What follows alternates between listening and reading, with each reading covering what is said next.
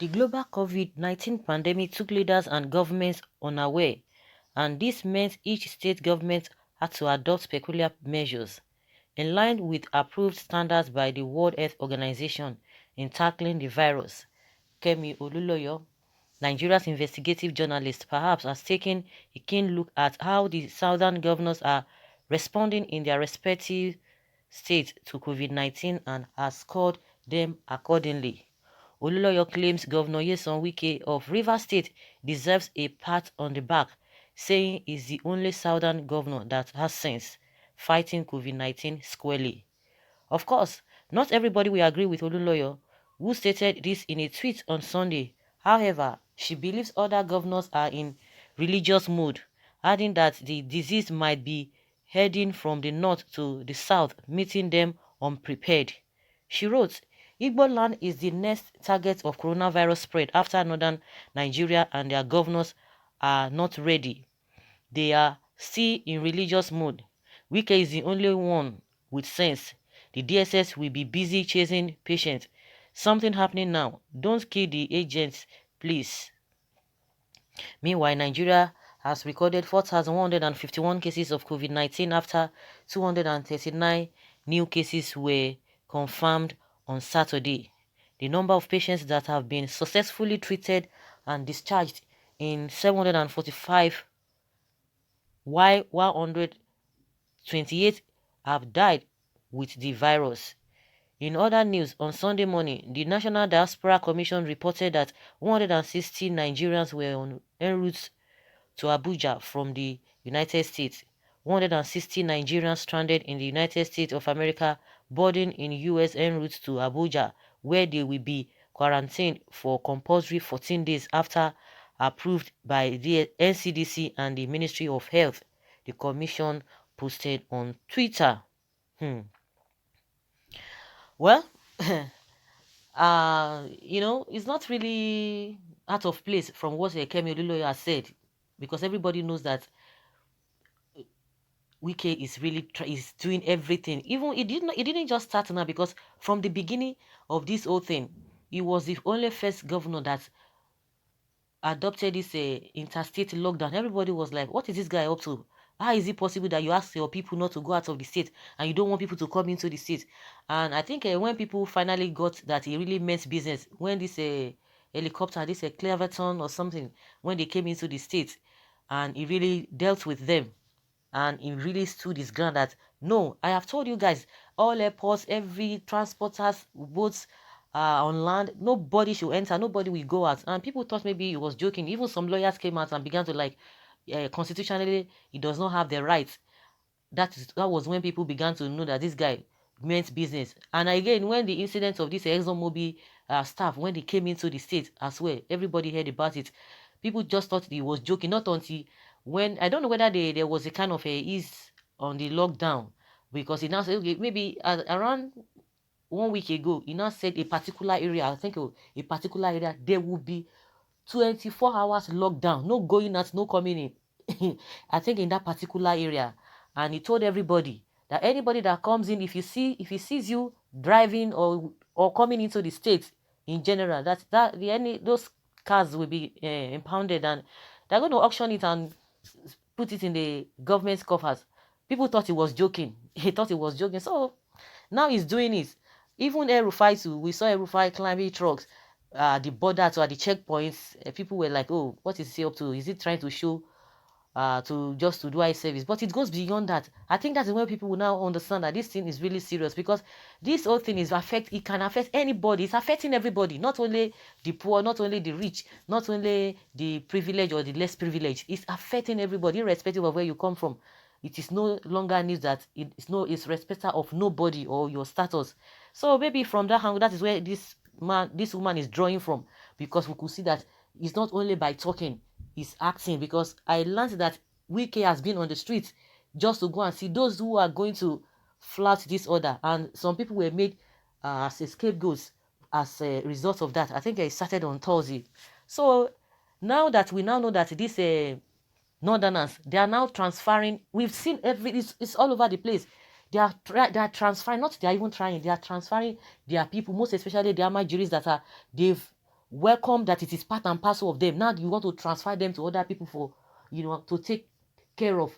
And I think even if the southeast governors, if they are not even coming out just like R1A and Wike, the way they are coming out, we know that the security, the task force at all the borders in the southeast, they are trying their best to repatriate them back, and we'll be seeing videos here and there. But maybe they need to do more. Of course, everybody's getting the gist, getting the agenda that these people are trying to bring. There was a lockdown in Lagos. The Lagosians or the Ogun people did not, they were not running out of their state, and they obeyed the lockdown.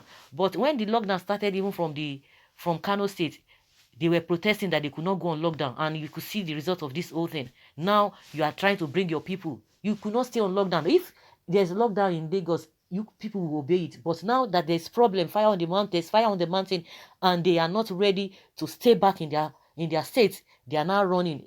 We are not even talking about the everyday northerners, the Amajiris that have been a big problem to them. They are not transporting them. If it were to be okay, normal everyday northerners that used to travel from places to places, it would have been a different thing. But the Amajiris, the small children, you are loading them inside truck to go and give to who? You just go and dump them, they will go and they will begin to roam about the streets. Then you want to give the government or the governors responsibility, what you cannot take care of.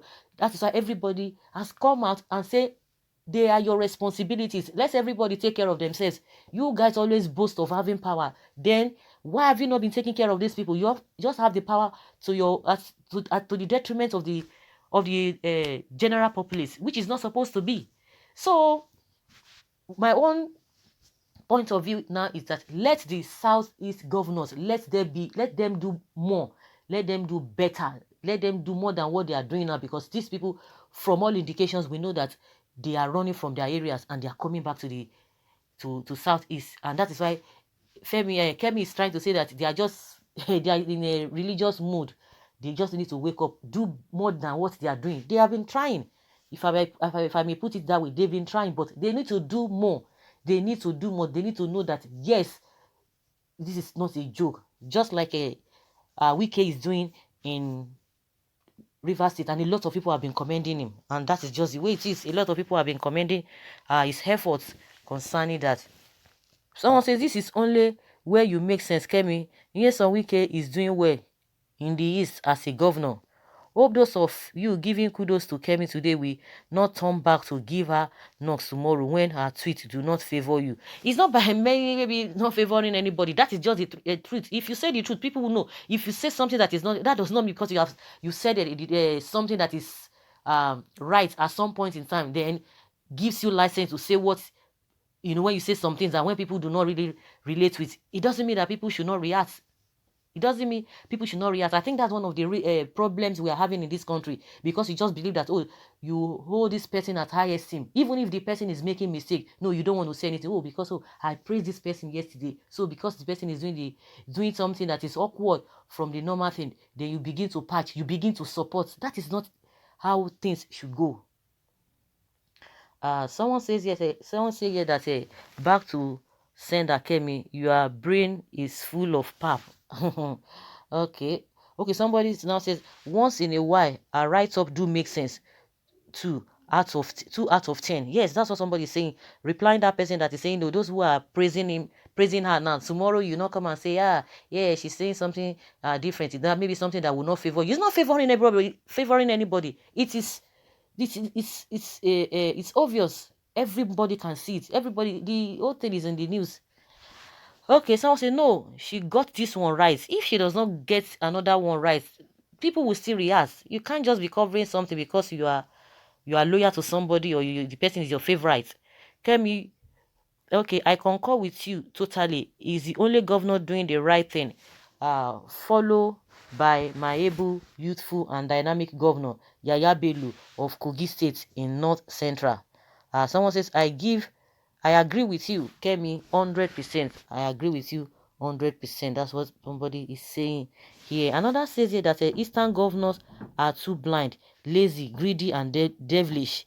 Before Igbo land, Kemi's father's family is the next target in Jesus' name. I don't know the main problem this woman is having with her Igbos. like I said, the governors, they've been trying, because we've been seeing pictures, and of course, it's not even going to be possible. It's not going to be possible, because before now, you could see the relationship between the Northerners and the Igbos. So I mean, when you talk about the masses, when you talk about the people on their own, they can govern themselves. But the so-called leaders, most of the time, they don't have the political will to do a lot of things. But to my best knowledge, to my own understanding, they've been trying, but they can do more, so that these people will not take them on our ways, so that the task forces who are always at the borders should do the needful and not compromise. If they don't compromise, of course, everything will be okay. But even if their governors or their leaders are going to be accepting and allowing that, that these Biafran people or the Igbos, they are not easy to crack. They will come out. We know what has been happening. So guys, let us hear your opinion. If you really agree with what Kemi Oluloye has said, leave your comments below and let's have your take.